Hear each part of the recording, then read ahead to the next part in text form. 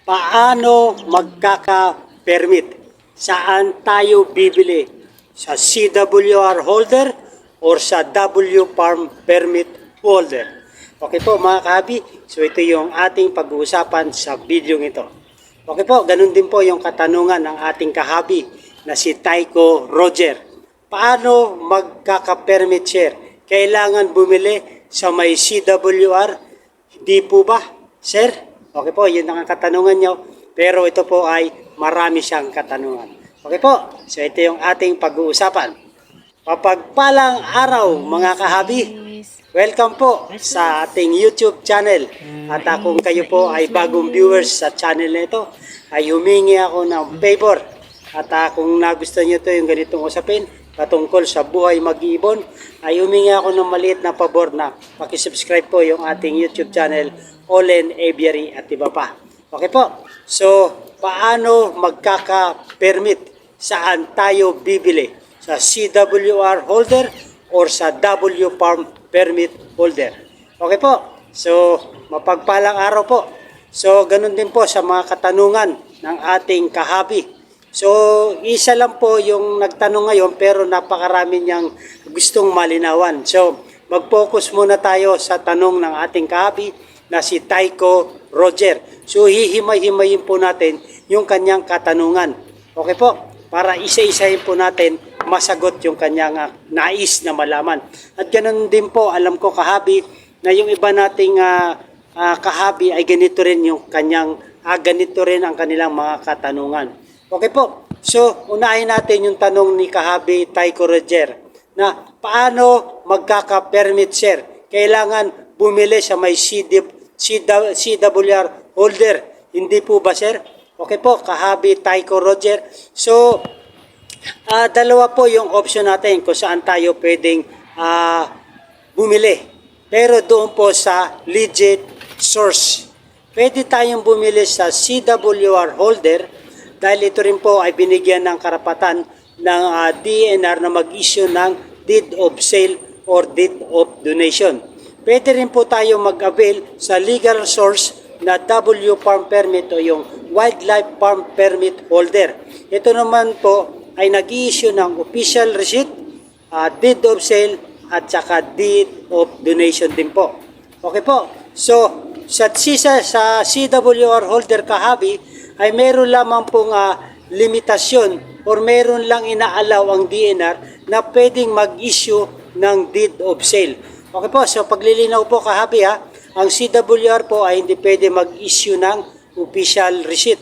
Okay po, pero ang hinihingi lang naman na requirements ni DNR ay kahit sa alin sa tatlo, sa deed of acquisition. Yung deed of acquisition kahabi, yung nilalaman ito yung official receipt, deed of sale, or deed of donation. So alin po sa tatlo, isa lang po rito sa tatlo ay pwede na pong isa sa requirements na hinahanap na ni DNR upang maparehistro natin yung ating na-avail na endangered species. Okay po, so kahabi Tycho Roger, dalawa po ang option natin. Pwede sa CWR holder at saka sa W Farm Permit holder. Ngunit, ang inaalaw lang sa CWR holder kahabi ay yung mga non-CITES, non-threatened species po. At saka yung mga progenies lang na naparehistro natin. Okay po? So, yun lang po yung saklaw ng CWR holder. So, kung hindi nyo pa nababasa yung Department of Environment and Natural Resources DENR Administrative Order yung 2004-62 ay pwede nyo po itong basahin at nandun po lahat ng mga rules and regulation and policy ng DENR regarding po sa CWR holder. At nandun din po yung mga privilege natin bilang isang CWR holder. Okay po. So, sa W Farm Permit naman kahabi ay malawak po ang kanyang sinasaklawan. Pwede siya mag-issue sa non-CITES at pwede rin po siya mag-issue sa CITES appendices ng mga endangered species. Ngunit, ayon lang din po yan sa kanyang naparehistro ng mga species. Okay po? So yun po yung pagkakaiba ng dalawang holder at saka permit. Ngunit pwede sila mag-issue para requirements ng DNR. Okay po? Kahabi Tycho Roger, hope nalinawan tayo kung saan tayo makakapag-permit. Okay po, so pwede sa CWR at saka sa W Farm Permit Holder. So, ito din po yung kanyang pangalawang tanong. So, hihimay-himay natin para malinawan po ang ating kahabi na si Tycho Roger. Kung hinuhuli din ang may CWR, kasi ang binibigay lang ng may CWR ay deed of donation. Meaning, binigay mo, hindi binili. Correct me if I'm wrong. Okay po, kahabi, Tycho Roger. So, yung CWR po ay pwede siya mag-allow, pwede siya mag-issue ng deed of sale at pwede rin siya mag-issue ng deed of donation. Pero dito sa tanong nyo na bakit hinuhuli ay siguro hindi natin ma-determine kung bakit siya nahuli, pero may posibilidad na meron siyang nilabag. Kaya po siya nahuli. Kahit tayo po ay CWR holder, meron din po tayong hangganan kung ano po yung pwede nating ibenta, pwede nating bigyan ng issue ang deed of sale at saka deed of donation. Okay po? So kailangan alamin natin yung karapatan ng CWR holder. Baka naman kahabi, kahit CWR holder tayo, pero nagbenta tayo ng species na maaring nabenta natin ay CITES pala or non-CITES, pero hindi naman na i-rehistro natin doon sa DNR itong mga ibinenta natin. So hindi rin po pwede yon, kahabi Tycho Roger. Okay po, kaya siguro hindi na determine kahabi dito sa inyong tanong kung ano yung nilabag ng CWR holder. Kasi meron po yung batayan kung bakit nahuli ang CWR holder. Okay po, kahabi.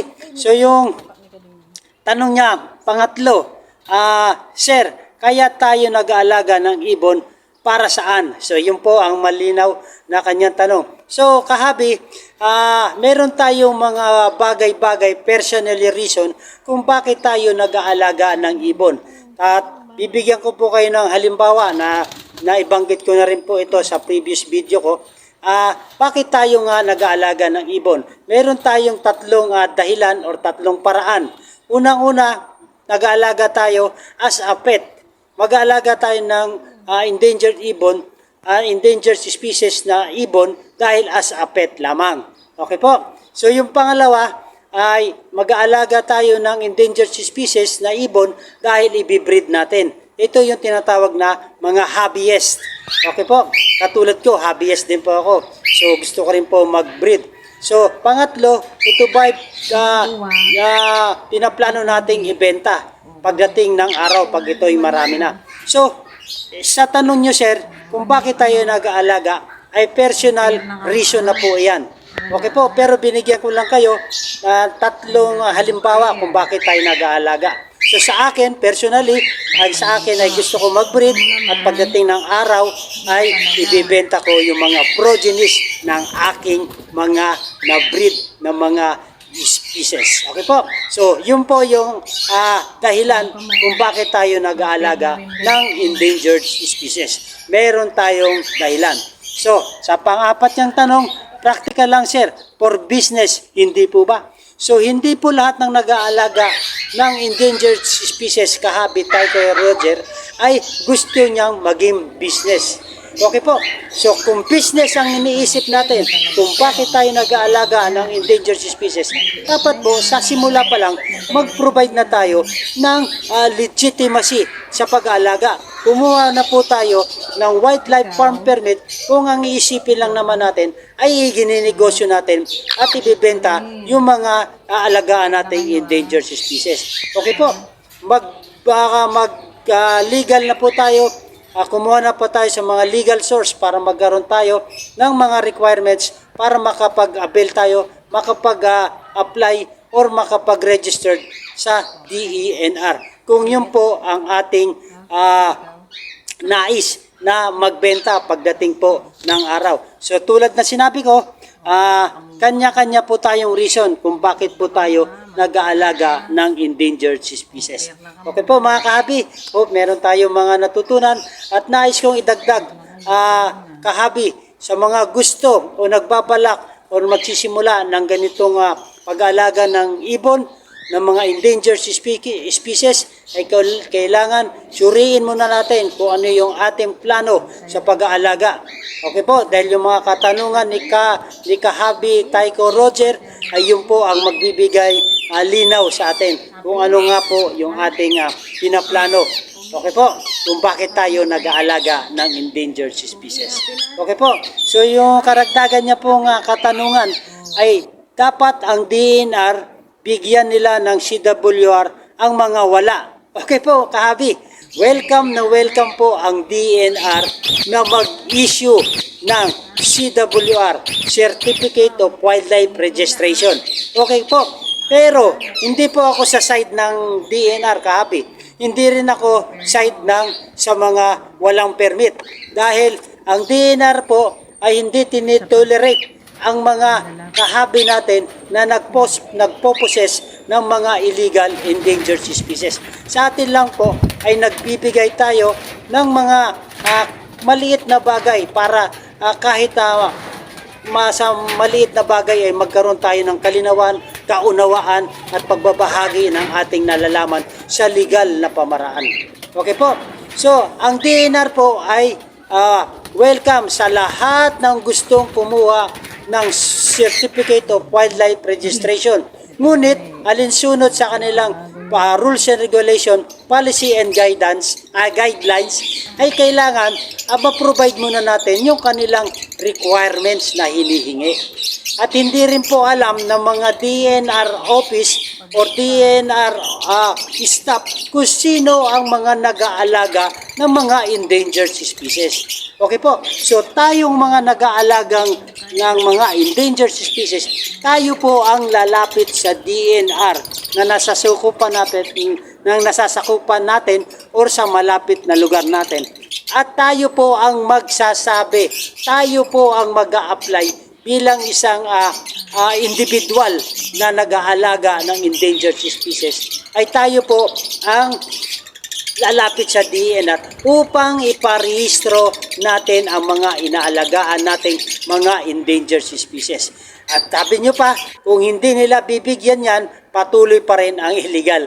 Okay po, nasa sa atin na po yan, kahabi Taiko Roger, kung patuloy natin, hindi tayo tatalima, hindi tayo susunod sa mga alituntunin ng DNR at sa batas ng 9147 ay mananatili tayo na nagpo-possess ng mga illegal endangered species. Yun lamang po. Okay po, so maliit na kapamaraanan, sa maliit na mga hakbang para rehistro tayo or maparehistro natin ang ating mga ibon ay unti-unti na po nating ikumpleto ang mga requirements upang hindi habang panahon or hindi mangyari ang nangyari sa iba na confiscate ang kanilang mga alaga dahil sa kakulangan ng mga permit, sa mga kakulangan na dokumento na kailangan naman nilang i-provide. Okay po, happy. Maraming pong salamat. Opinion ko lang. Okay po. So maraming pong salamat sa inyong opinion at salamat sa inyong katanungan. Maganda po yung opinion nyo, Kahabi Taiko Roger, upang maliwanagan din po tayo.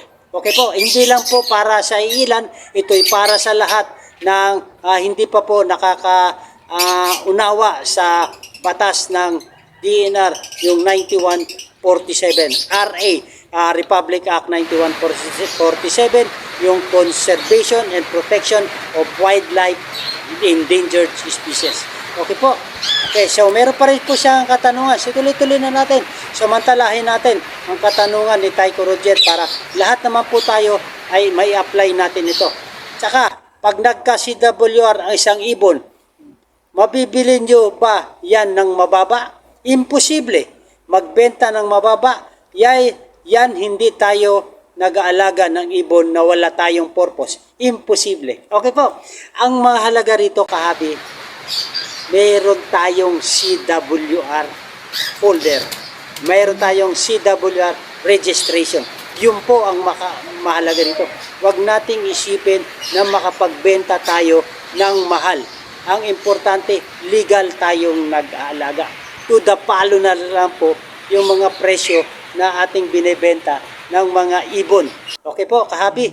So yun po yung purpose natin. Alam natin na bawat individual na tayo ay talagang meron tayong purpose. So sa mga presyohan ng ibon, kahabi, ay hindi naman yan stable. May time na mataas, may time na bababa. Depende sa supply and demand na hinahanap ng mga kahabi nating mga mag-iibon. Okay po. So, wag nating isipin na porket may CWR tayo ay mabebenta natin ng mababa. So wag tayo mag-focus doon. Mag-focus tayo sa legalidad ng ating pag-aalaga. Okay, ito lang din po ay aking sharing para sa ating magiging pagkapanatagan ng ating kalooban. Okay po, so lastly, ang katanungan ng ating kahabi ni si Tycho Roger, display lang sa bahay, dumadami yan, talo kayo sa pakain yan. Okay po, mga kahabi, kung tayo ay bird hobbyist, hindi po natin naiisip yung gastos. Hindi po natin maiisip yung kawalan. Pagkos ang isipin natin yung kasiyahan na ang ibinibigay sa ating pag-aalaga ng mga ibon. At yung kasiyahan na ang ibinibigay naman ng ibon sa atin. Okay po? So yun po, kung tayo po ay bird hobbyist at sa nag-aalaga para sa ating pangsarili. Sabi nga na iba, ito ay stress reliever, ay magbibigay kasiyahan sa atin. Huwag natin isipin na talo tayo sa patuka. Dahil bawat individual, ika nga, ay may mga rason kung bakit tayo nag-aalaga ng ganitong uri ng ibon na endangered species. Okay po kahabi, hope meron tayong natutunan patungkol sa mga katanungan ng ating kahabi na si Tycho Roger at sa kanyang opinion at sa para maliwanagan din po sa lahat ng mga nakakinig sa video ito. Okay po? Maraming po salamat at kung nagustuhan itong video na to ay humingi ako ng favor, please subscribe my YouTube channel Olen Aviary at iba pa. At kung nagustuhan nyo to kahabi sa ganitong usapin ay pakiclick na rin po yung ating tiny bell button para ma-update po tayo sa mga video na ating upload regarding po sa buhay mag-ibon. Maraming po salamat!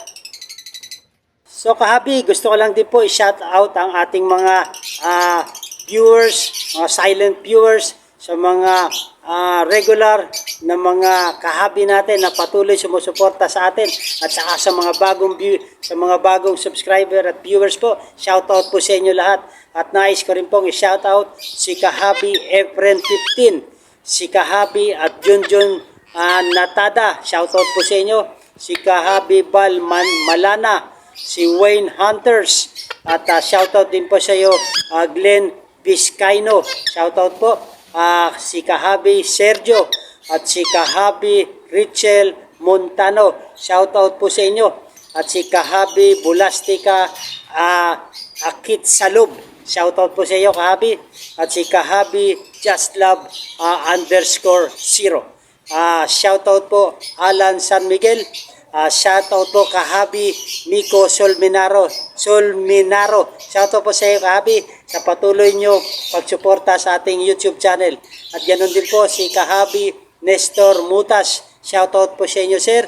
Shout out po Kahabi Anthony Papa at si Kahabi Apple 123. At last but not the least, Ponciano De Jesus. Shout out po sa inyo. Sa mga hindi ko nabanggit sa sunod na video, kayo naman po ang ating isa-shoutout. At sa mga kahabi natin na nagtatanong ay uunti-untiin po natin ang masagot, matugunan ang inyong katanungan dito sa ating YouTube channel, Olen Aviary at iba pa.